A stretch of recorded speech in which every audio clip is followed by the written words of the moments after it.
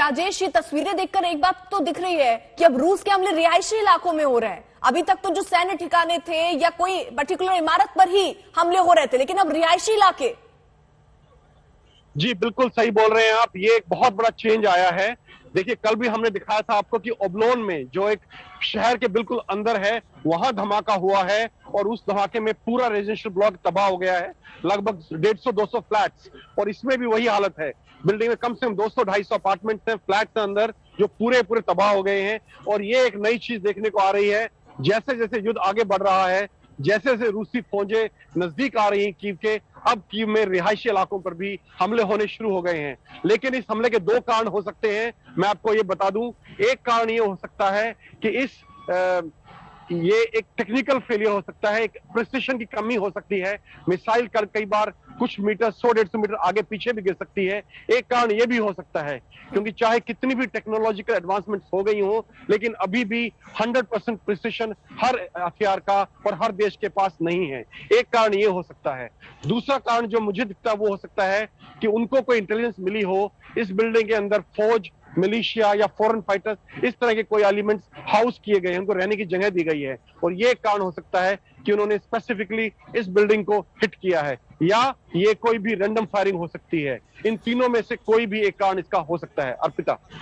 बिल्कुल राजेश, ये तस्वीरें भी हम देख रहे हैं। हालांकि वहां पर आग बुझाने की कोशिश हो रही है, जो लगभग अब दिख रही है। आग जो है वो बुझ जरूर गई, लेकिन धुआं उठता हुआ यहां से नजर आ रहा है, जो राजेश हमें तस्वीरें दिखा रहे हैं। लेकिन राजेश, जिस तरीके के ये हालात बनते हुए दिख रहे हैं, बहुत सारे लोग हैं वो छोड़कर जा चुके हैं। सुबह से जी देखिए, मेरा मानना है कि जो आम जनता है यहाँ पर 90 से 95% छोड़ के जा चुकी है, एक्सेप्ट जो लोग हैं, जो लोग स्वस्थ शरीर के हैं, 20 से 60 साल के बीच में, वो लोग पीछे रुके हुए हैं, मेल्स जनरली, पुरुष जनरली। उसके अलावा बूढ़े, बच्चे, औरतें ज्यादातर छोड़ के 95% छोड़ के यहाँ से जा चुके हैं। और जो सुनने में आया है, लोकल से मैंने बात की है कि इस बिल्डिंग में बहुत कम लोग रह रहे थे।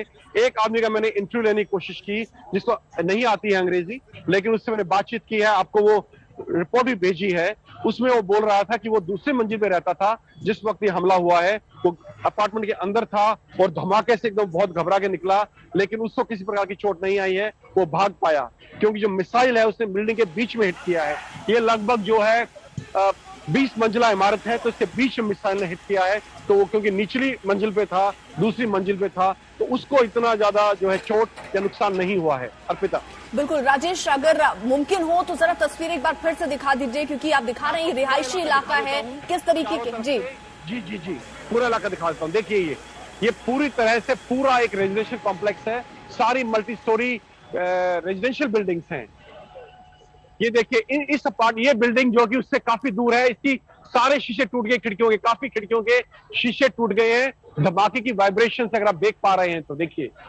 और ये बिल्डिंग उसके पास में है, उससे लगभग 50 मीटर दूर है, लेकिन शीशे टूट गए हैं सारी खिड़कियों के, जो इसके आसपास है इस बिल्डिंग के। अभी राजेश, ये जो बिल्डिंग आप दिखा रहे थे, बिल्डिंग के भी शीशे टूट गए सारे, क्योंकि धमाके से जो वाइब्रेशन होती है, उससे सबसे पहले जो टूटती है वो है विंडो पे, खिड़कियों के शीशे टूटते हैं सबसे पहले।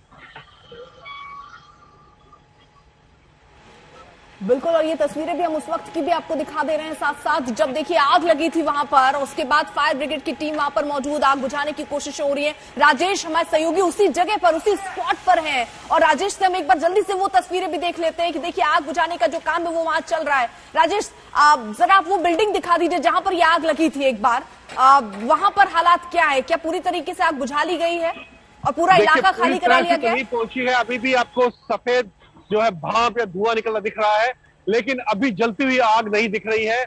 लगभग आग बुझा दी गई है।